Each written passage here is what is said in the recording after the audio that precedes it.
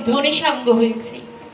ওগো প্রাণনাথ, দেখো প্রাণনাথ, দেখো আজ কেমন অতীব চমৎকারই করেছি রন্ধন তৈয়ার।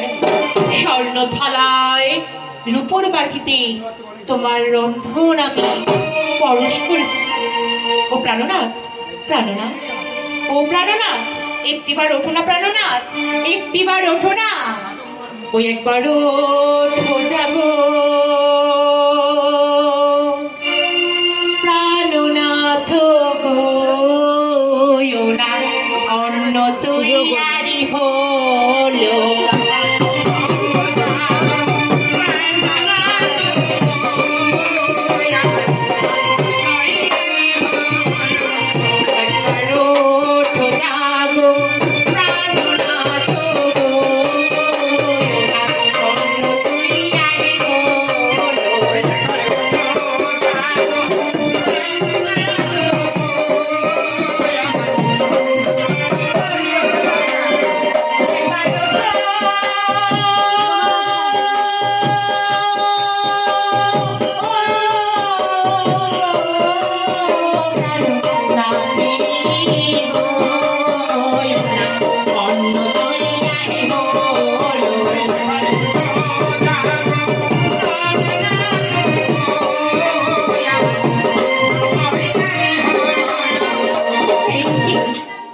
এতবার করে প্রাণনাথকে ডাকছি, প্রাণনাথ যে আমারই ডাকি সাড়া দিচ্ছে না।